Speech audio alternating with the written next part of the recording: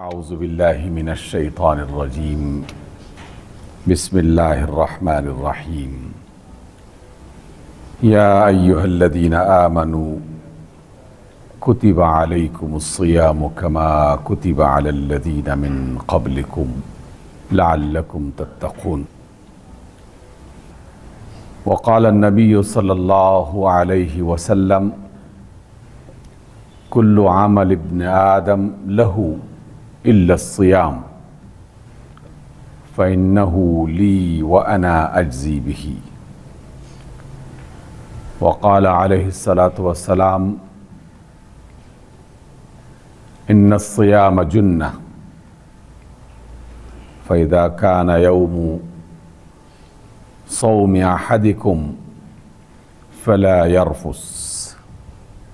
ولا يصخب فإن سابه أحد أو قاتله فليقل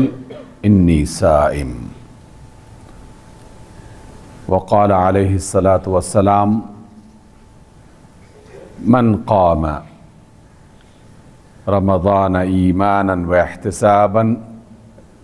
غفر له ما تقدم من ذنبه وقال عليه الصلاة والسلام من صام ایمانا واحتسابا غفر له ما تقدم من ذنبه صدق اللہ وصدق رسولہ الکریم۔ سامعین گرامی،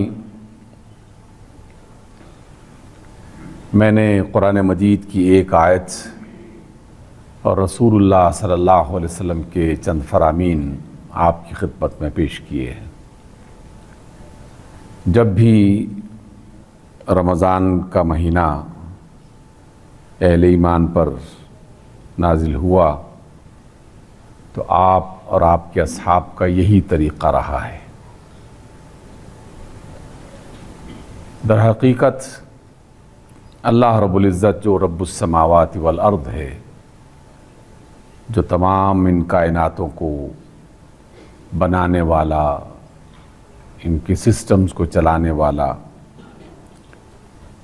وہ اللہ مہربان تو سبھی کے لیے ہے، لیکن انسانوں کے لیے خصوصی طور پر اس کی رحمت، اس کی مہربانی مختلف حوالوں سے بیان کی گئی ہے۔ اور انسانوں کے لیے ہر وہ کام اللہ کی طرف سے تجویز کیا گیا ہے اور اس کا حکم دیا گیا ہے جو انسان کو صحت عطا کرے، عزت عطا کرے، احترام عطا کرے اور انہیں ایک خوشحال، خوشگوار زندگی بسر کرنے کا موقع فراہم کرے۔ اس کے لیے اس نے چند اصول بنائے،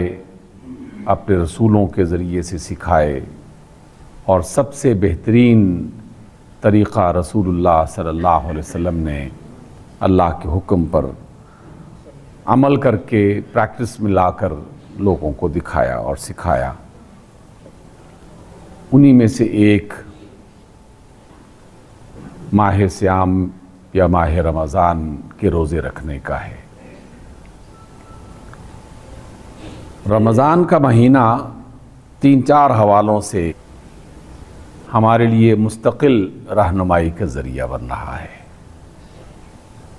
مستقل کا لفظ میں نے اس لیے استعمال کیا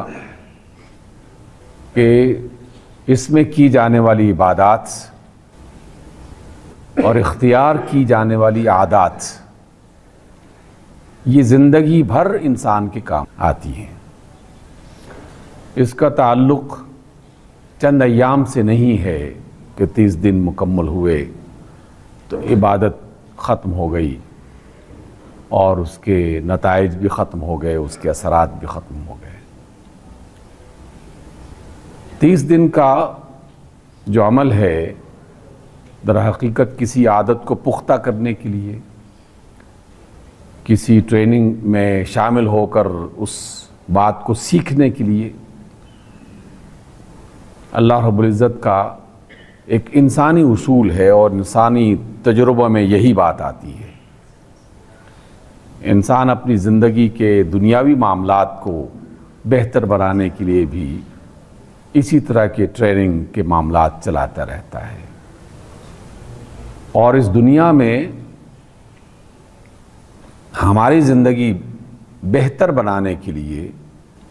جو چند ایک اصول ہیں جس کو دنیا والے جانتے ہیں،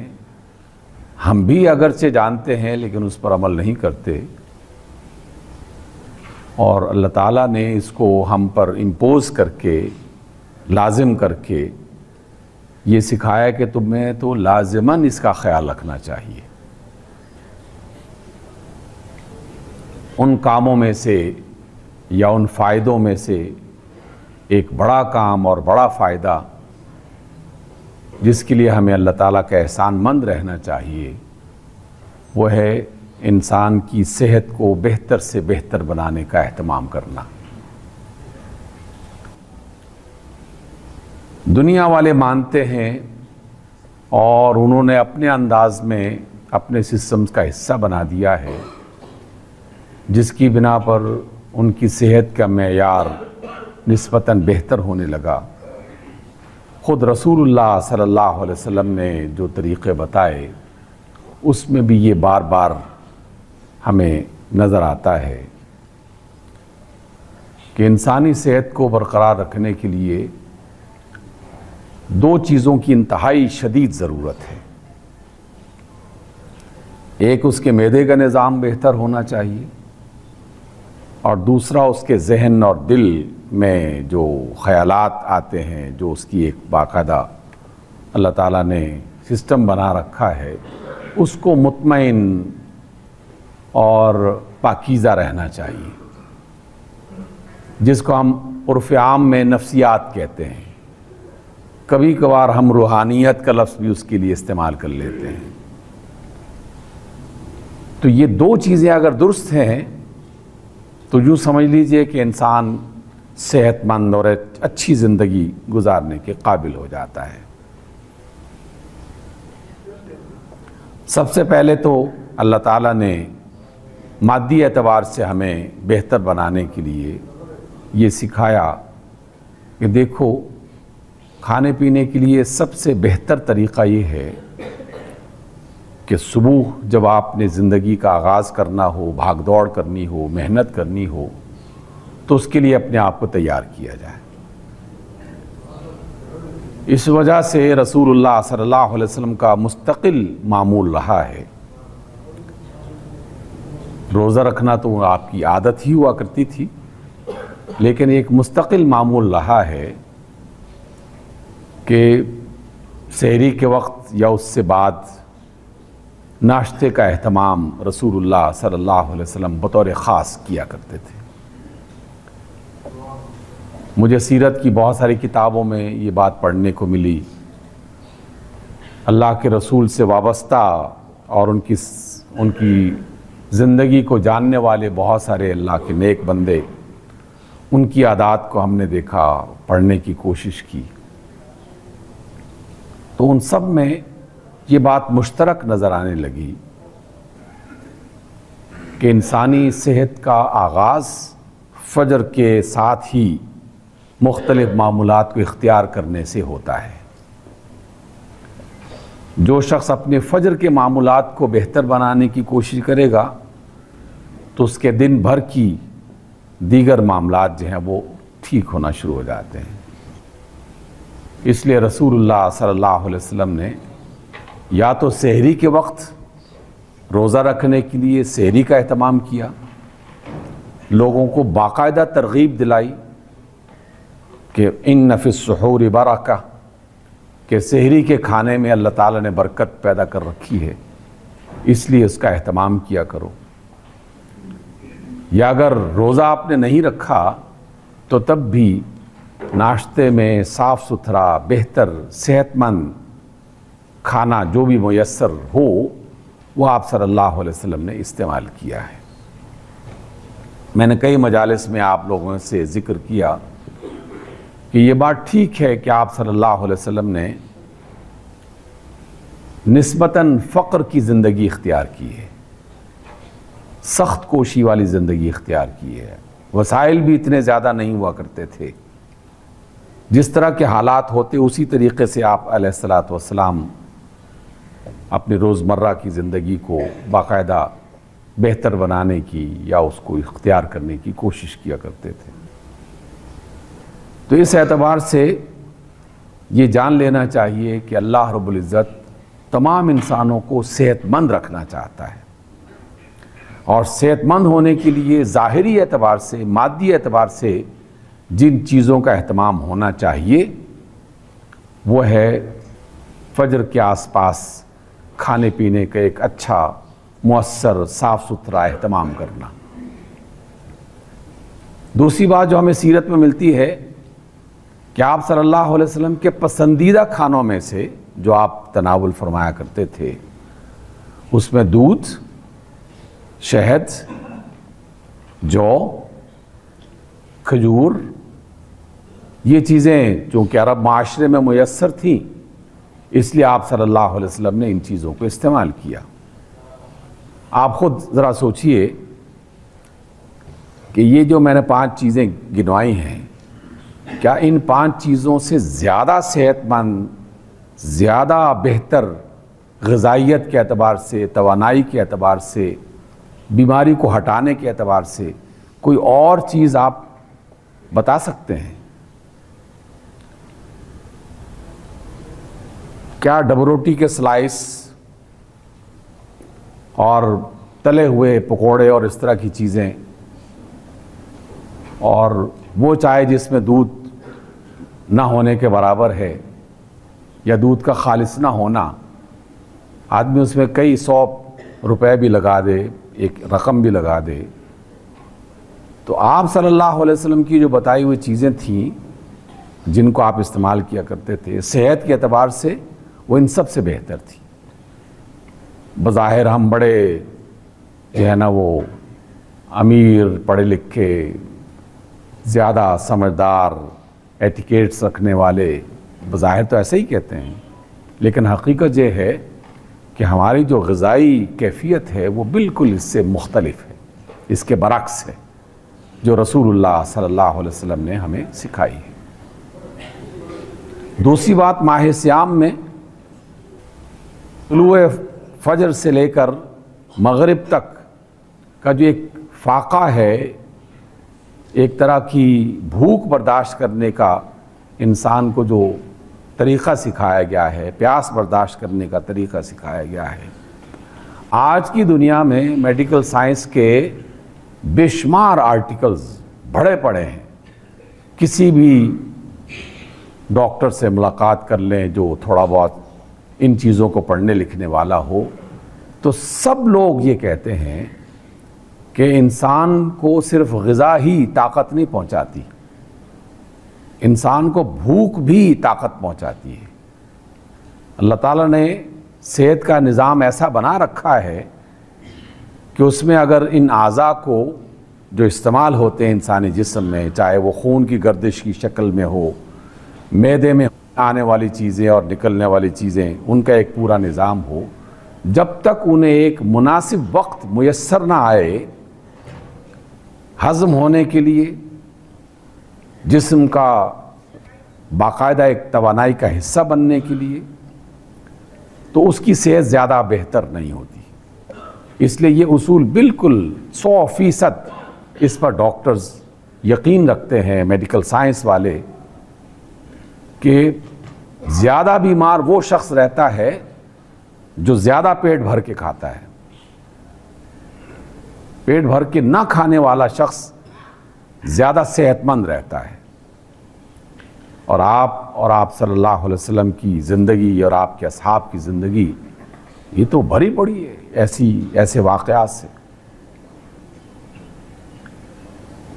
تیسرا جس کے بارے میں ڈاکٹرز آج کل مسلسل یہ بھی کہہ رہے ہیں کہ جناب تلی ہوئی چیزوں سے اپنے آپ کو بچا کے رکھو، اس کے اندر گلا خراب ہوتا ہے، گلے سے فلاں چیز خراب ہوتی ہے، اس سے فلاں چیز خراب ہوتی ہے، اور آہستہ آہستہ پورا صحت کا نظام خراب ہو جاتا ہے۔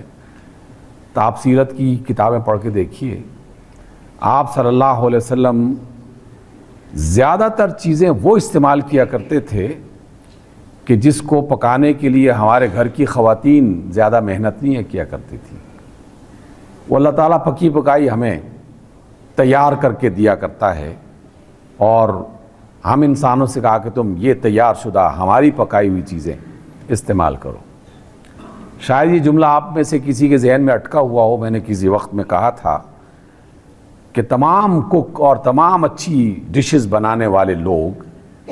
کسی بھی ڈش کو بہترین بنانے کے لیے کتنا وقت صرف کرتے ہوں گے. چند منٹ مزید بڑھا دیں، 1 گھنٹہ مزید بڑھا دیں، 2-3 گھنٹے،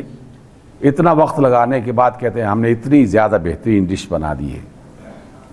اللہ تعالیٰ نے جو ڈشز تیار کر کے ہمارے لیے پیش کی ہیں، اس میں سے ایک ایک ڈش جو ہے نا وہ کم از کم 6 مہینے لگتا ہے اس کو تیار ہونے کے لیے.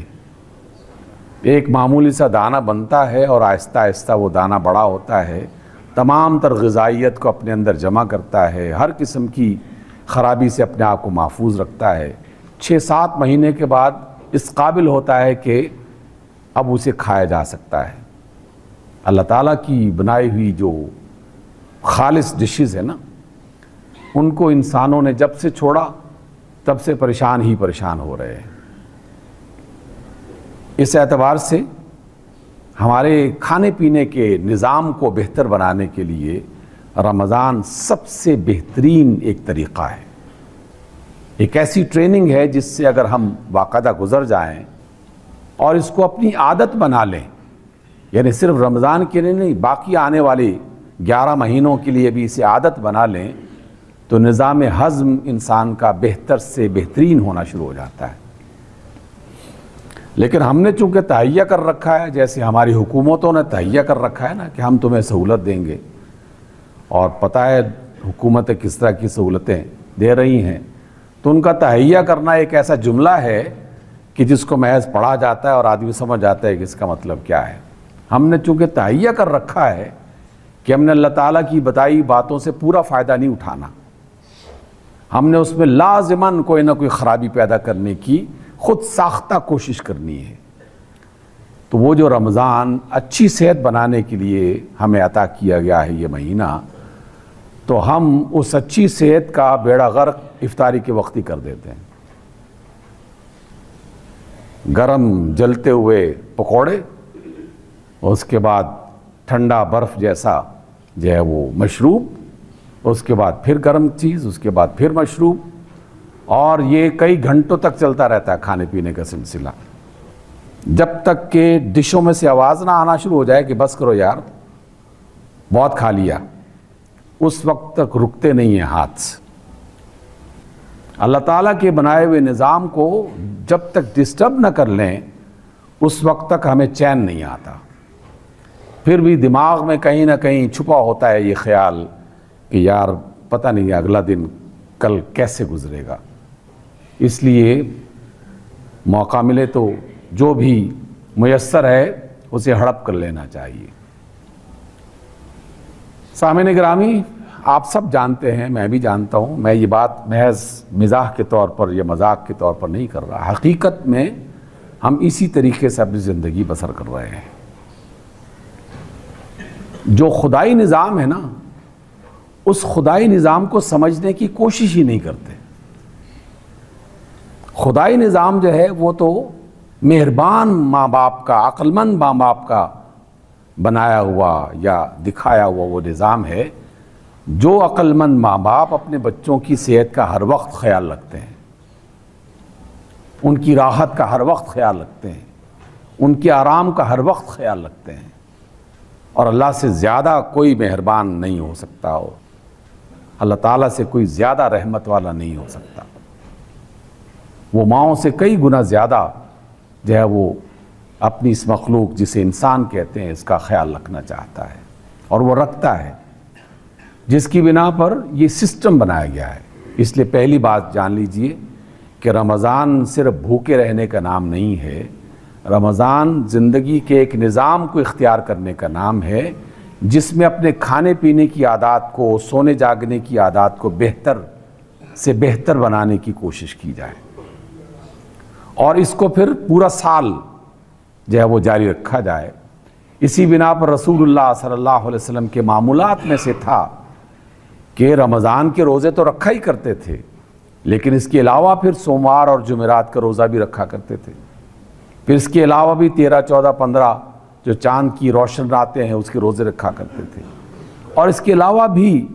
جب جی چاہتا تو رسول اللہ صلی اللہ علیہ وسلم روزہ رکھ لیا کرتے تھے، جس کی بنا پر بے شمار قسم کی پریشانیوں سے گھر والے بھی اور خود جو افراد ہیں وہ محفوظ بھی رہتے، اور اس کے لیے بہت آسانیاں رسول اللہ صلی اللہ علیہ وسلم نے تجویز کی، اگرچہ ان آسانیوں میں بظاہر مشکل نظر آتی ہے، لیکن حقیقت میں اپنے نتائج کے اعتبار سے وہ آسانیاں ہیں۔ سیرت کی کتابوں میں نے پڑھا،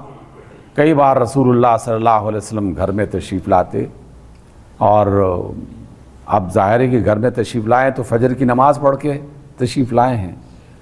تو پوچھا کہ ہاں بھی کچھ کھانے کو ہے؟ اگر تو کچھ ہے تو پیش کر دیا گیا، اگر آواز آئی کہ نہیں یا رسول اللہ آج تو کھانے کے لیے گھر میں کچھ نہیں ہے، تو آپ نے کہہ دیا کہ اچھا آج میں روزے سے ہوں، یعنی فجر گزر چکی ہے۔ ایسا نہیں ہے کہ پہلے سے نیت کی ہوئی تھی، نفلی روزے کے لیے نیت بھی رسول اللہ صلی اللہ علیہ وسلم نے آسان بنا دی کہ چلو کچھ نہیں ملا تو کیا ہوا، ہم اللہ کے نام پہ روزہ رکھتے ہیں، اور جو اللہ کے نام پہ روزہ رکھتا ہے پھر اللہ تعالیٰ اسے کھلاتا بھی ہے، پلاتا بھی ہے، توانائی بھی عطا کرتا ہے، قوت بھی عطا کرتا ہے۔ تو سامعین گرامی، پہلی بات جو میں نے آپ تک منتقل کی ہے اب تک وہ یہ ہے کہ رمضان ایک نظام کو، ایک اچھی عادت کو سکھانے اور سمجھانے کے لیے آیا ہے تاکہ ہماری صحت اچھی رہے۔ دوسری بات میں نے جو کہی وہ یہ ہے کہ انسانی جو دماغ ہے نا، یہ مختلف قسم کے خیالات میں ہر وقت مصروف رہتا ہے، اور 80% بیماریاں ہم انسانوں کی، اس کا تعلق معدے سے نہیں ہے، اس کا تعلق اس چیز سے نہیں ہے کہ مجھے کھانے کو کچھ نہیں ملا اس لیے بیمار پڑ گیا۔ 80% بیماریاں ہمارے دماغ سے نکلتی ہیں، ہمارے دلوں میں جنم لیتی ہیں، جس میں وہ سب بیماریاں آپ جانتے تو ہیں، ہم سب جانتے ہیں، لیکن کتنا بچنے کی کوشش کی جا رہی ہے اس کا خیال رمضان میں اللہ رب العزت ہمیں سکھاتے ہیں،